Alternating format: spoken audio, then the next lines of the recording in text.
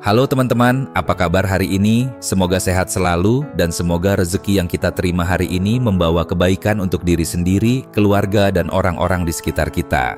Saya mau tanya, pernah nggak kalian merasakan gaji baru cair, belum sempat merasa lega, setengahnya sudah hilang untuk bayar kontrakan, listrik, air, dan belanja bulanan. Lalu tiba-tiba, belum setengah bulan saldo rekening sudah tipis? Di tengah kondisi kayak gini, banyak orang bilang, pakai aja aturan 50, 30, 20 biar keuangan rapi. Tapi, bener nggak sih? Aturan itu realistis kalau gaji kita UMR, atau malah cuman bikin tambah stres? Nah, di video ini kita akan bahas tuntas. Dari konsep aslinya, realita di lapangan, sampai trik modifikasinya supaya tetap bisa nabung walau penghasilan pas-pasan.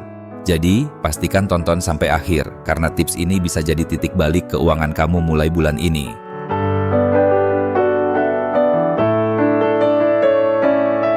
Teman-teman, sebelum kita membahas apakah aturan 50, 30, 20 ini bisa dipakai dengan gaji UMR, kita perlu benar-benar memahami dulu apa sih maksud dari pola ini. Sederhananya, 50% dari penghasilan digunakan untuk kebutuhan pokok. Ini termasuk makan, sewa rumah atau kontrakan, listrik, air, transportasi, bahkan cicilan wajib yang memang harus dibayar. Singkatnya, semua yang tanpa itu hidup kita akan terganggu. Lalu 30% untuk keinginan atau gaya hidup. Ini bukan berarti foya-foya, tapi mencakup hal-hal yang bikin hidup kita lebih nyaman, jajan di luar, hobi, beli pakaian yang sebenarnya bukan kebutuhan mendesak, atau liburan. Dan sisanya 20% dialokasikan untuk tabungan dan investasi. Nah, disinilah letak pondasi masa depan kita. Uang inilah yang nantinya akan jadi cadangan darurat, modal usaha, atau investasi yang membuat kita tidak terus bergantung pada gaji bulanan. Kalau dibaca begini, kelihatannya mudah kan? Tapi masalahnya, ini teori yang dibuat untuk kondisi ideal. Di lapangan, terutama bagi yang gajinya setara UMR, pembagiannya sering jebol. Kebutuhan pokok bisa memakan 60%, 70%, bahkan sampai 80% dari gaji. Dan kalau itu terjadi, bagian untuk tabungan seringkali hilang sama sekali. Akhirnya, banyak orang menganggap aturan ini cuma cocok buat yang gajinya besar. Padahal, kalau kita memahami tujuan dari aturan ini, kita bisa menyesuaikannya tanpa kehilangan manfaatnya. Jadi, bukan masalah bisa atau tidak bisa, tapi bagaimana caranya membuatnya mungkin. Sekarang mari kita jujur sama diri sendiri. Saat gaji kita setara UMR, realitanya bagaimana? Misalnya, UMR di kota kamu 3 juta, sewa kontrakan 800.000, listrik dan air 300.000, makan sebulan bisa 1,2 juta. Transportasi, entah itu bensin atau ongkos umum, minimal 400.000. Itu artinya, hanya dari kebutuhan pokok saja, kita sudah menghabiskan lebih dari 80% gaji. Belum lagi kalau ada cicilan motor, biaya sekolah anak, atau membantu orang tua di kampung. Dalam kondisi seperti ini, wajar kalau banyak orang bilang, mana mungkin sisihkan 20% untuk nabung, uang buat bertahan hidup aja udah seret. Tapi disinilah masalahnya. Kalau kita terus berpikir, nabung itu nanti, setelah semua kebutuhan terpenuhi, maka nanti itu nggak akan pernah datang, karena akan selalu ada kebutuhan baru yang muncul. Banyak orang terjebak dalam pola survival mode, hidup dari gaji ke gaji, tanpa cadangan. Begitu ada keadaan darurat, solusinya terpaksa pinjam uang, yang akhirnya menciptakan beban cicilan baru. Lingkaran ini bisa berputar bertahun-tahun, jadi memahami realita bukan berarti menyerah.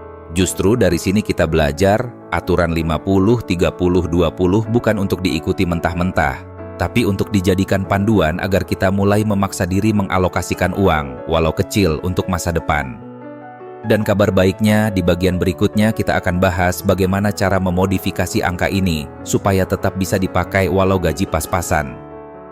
Bahkan, kita akan lihat bahwa menabung dengan gaji UMR itu bukan mustahil, asal strateginya tepat. Teman-teman, di bagian sebelumnya kita sudah membongkar realita pahitnya gaji UMR terhadap aturan 50, 30, 20. Sekarang saatnya kita bicara soal solusi. Pertama, kita harus sadar bahwa aturan ini fleksibel, bukan hukum mati. Tujuannya bukan agar kita pasang angka 50, 30, 20 seperti tembok yang nggak bisa digeser, tapi sebagai kerangka awal mengatur uang. Kalau kebutuhan pokok kamu ternyata 70%, ya sudah, kita geser dulu angkanya. Misalnya, 70% kebutuhan pokok, 20% keinginan, 10% tabungan atau investasi. Kenapa tetap dipaksa nabung 10%? Karena kebiasaan ini yang akan membangun otot finansial. Sama seperti olahraga, kalau menunggu tubuh fit baru mulai latihan, kita nggak akan pernah mulai. Lalu, kalau 10% itu pun terasa berat, mulailah dari angka yang lebih kecil. Bahkan 5% pun tidak masalah, misalnya gaji 3 juta, 5% berarti 150 ribu. Angka ini kecil, tapi kalau konsisten setiap bulan, setahun sudah 1,8 juta. Dan kalau uang itu ditempatkan di instrumen yang tepat, nilainya akan berkembang. Ingat, yang kita bangun di sini bukan cuma tabungan, tapi disiplin. Karena orang yang terbiasa menyisihkan uang dari gaji kecil akan jauh lebih mudah mengelola saat gajinya naik dibanding orang yang dari awal menghabiskan semua yang dia punya. Sekarang kita masuk ke langkah teknis. Bagaimana caranya memastikan pola yang sudah kita sesuaikan tadi tetap bisa dijalankan? Langkah pertama, amankan kebutuhan pokok dengan cara paling efisien. Untuk makan, biasakan masak di rumah. Belanja bahan sekaligus untuk seminggu jauh lebih murah daripada beli makanan siap saji setiap hari. Untuk transportasi, coba lihat apakah ada opsi lebih hemat. Naik kendaraan umum, berbagi tumpangan dengan teman, atau sekalian jalan kaki untuk jarak dekat. Langkah kedua, pangkas pengeluaran keinginan yang tidak mendesak. Bukan berarti kita harus hidup tanpa hiburan, tapi prioritaskan kegiatan yang memberi kesenangan tanpa menguras dompet. Misalnya, ganti nongkrong di kafe mahal dengan piknik di taman atau kumpul di rumah teman. Langkah ketiga, otomatiskan tabungan. Begitu gaji masuk, langsung transfer porsi tabungan ke rekening terpisah sebelum uang itu terlihat di saldo utama. Kalau perlu, pakai rekening yang tidak ada kartu ATM-nya supaya kita tidak tergoda. Langkah keempat, catat semua pengeluaran. Ini hal sederhana tapi sangat powerful. Dengan mencatat, kita bisa tahu persis kemana uang pergi. Banyak orang kaget saat menyadari betapa besar uang yang keluar untuk hal-hal kecil yang sebenarnya bisa dihindari. Dengan langkah-langkah ini, pola 70, 20, 10, atau bahkan 80, 15, 5 tetap bisa dijalankan. Kuncinya bukan pada angka yang sempurna, tapi pada komitmen untuk menjalankannya terus-menerus. Karena dalam keuangan, yang menang itu bukan yang mulai besar, tapi yang konsisten. Teman-teman, ada satu hal penting yang sering dilupakan saat membicarakan aturan 50, 30, 20 atau pola budgeting lainnya. Semua ini sebenarnya bukan hanya soal membagi uang, tapi soal membentuk kebiasaan dan mentalitas. Banyak orang berpikir, kalau gaji saya masih kecil, ngapain repot-repot bikin aturan? Nanti aja kalau gaji udah besar. Padahal kenyataannya, kebiasaan mengatur uang itu seperti otot. Kalau tidak dilatih sejak awal, saat gaji besar pun kita tetap bisa kehabisan di tengah bulan. Disiplin finansial itu tidak datang dari nominal, tapi dari kebiasaan. Bahkan, orang yang gajinya ratusan juta pun bisa jatuh miskin kalau gaya hidupnya tidak terkendali. Sebaliknya, orang yang terbiasa hidup terukur, walaupun gajinya pas-pasan, punya pondasi yang kuat untuk masa depan. Jadi, kalau hari ini gaji kamu UMR, jangan minder. Anggap ini sebagai masa latihan. Saat kita bisa mengatur gaji pas-pasan dengan rapi, nanti ketika penghasilan naik, kita sudah siap memanfaatkannya untuk hal-hal yang lebih besar. Membangun aset, melunasi rumah, atau bahkan memulai usaha. Ingat, yang kita kejar bukan sekadar angka tabungan, tapi rasa aman finansial. Rasa lega saat ada dana darurat, rasa percaya diri saat bisa bayar kebutuhan tanpa berutang, dan rasa tenang saat tahu masa depan lebih terjamin. Saya pernah bertemu seorang teman yang gajinya waktu itu hanya 2,8 juta per bulan. Banyak orang di sekitarnya bilang, mana mungkin nabung dengan gaji segitu? Hidup aja susah.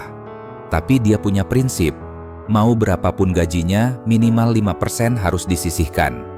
Awalnya memang terasa berat. Dia harus mengurangi nongkrong, lebih sering masak di rumah, dan membeli barang bekas untuk beberapa kebutuhan. Tapi setahun kemudian, dia sudah punya tabungan hampir 2 juta. Angka yang mungkin terlihat kecil, tapi di saat itu, tabungan ini menyelamatkannya ketika motor yang dia pakai bekerja tiba-tiba rusak. Dia tidak perlu meminjam uang sama sekali. Dari situ, dia mulai menaikkan porsinya. 5% jadi 8%, lalu 10%. Dalam 3 tahun, dia punya cukup dana untuk membuka usaha kecil-kecilan di rumah. Hari ini, gajinya dari pekerjaan utama masih ada, tapi dia juga mendapat tambahan penghasilan dari usahanya. Kisah ini menunjukkan bahwa keberhasilan finansial bukan soal mulai dengan jumlah besar, tapi soal konsistensi dan kesabaran. Seringkali kita terlalu fokus pada berapa yang bisa saya sisihkan, padahal yang lebih penting adalah apakah saya mau mulai sekarang. Jadi, saat kamu merasa aturan seperti 50, 30, 20 mustahil dijalankan, ingatlah bahwa yang kita perlukan bukan kesempurnaan, tapi kemauan untuk melangkah, walau dengan langkah yang kecil. Teman-teman, sekarang kita sudah melewati semua bagian. Dari memahami konsep 50, 30, 20 menghadapi realita gaji UMR, memodifikasi angka sesuai kondisi, sampai melihat contoh nyata orang yang berhasil. Dari semua ini ada satu kesimpulan penting. Aturan keuangan hanyalah alat bantu, bukan belenggu. Jangan sampai kita stres karena merasa gagal menerapkan angka 50, 30, 20 secara sempurna. Justru kita harus melihatnya sebagai panduan fleksibel yang bisa disesuaikan dengan situasi hidup kita. Sama seperti peta, 50, 30, 20 menunjukkan arah, tapi jalannya bisa kita pilih sendiri. Ada yang lewat rute cepat, ada yang lewat jalan memutar, yang penting tujuannya sama, hidup lebih aman secara finansial. Yang membuat aturan ini powerful bukan angkanya, tapi prinsip di baliknya, mengutamakan kebutuhan pokok, membatasi keinginan, dan memprioritaskan masa depan lewat tabungan serta investasi.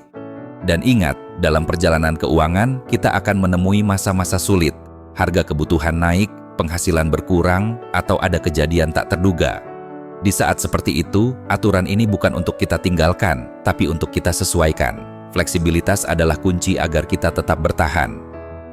Sekarang coba pikirkan, kalau hari ini kita tidak mulai mengatur, kapan lagi? Tidak ada momen yang benar-benar sempurna untuk memulai kebiasaan baik.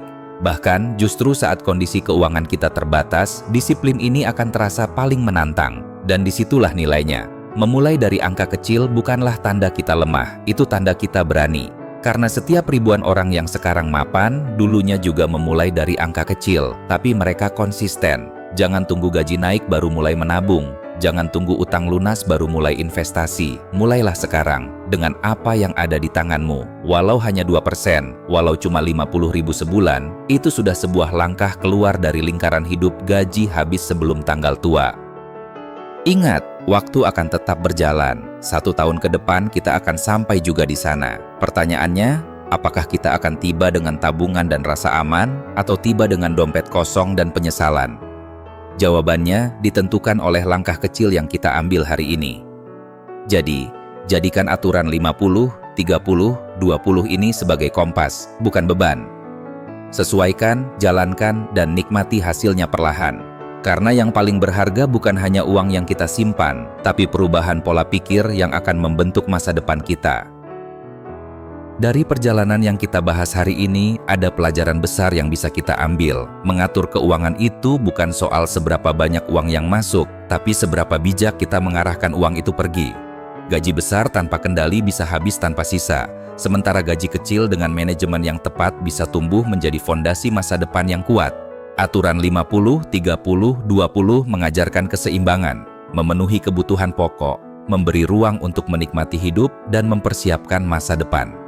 Dan yang lebih penting, aturan ini mengingatkan kita untuk tidak menomorduakan diri sendiri di masa depan. Tabungan dan investasi yang kita sisihkan hari ini adalah bentuk kepedulian kita terhadap diri kita di hari tua. Ia adalah pesan yang kita kirim untuk versi kita di masa depan.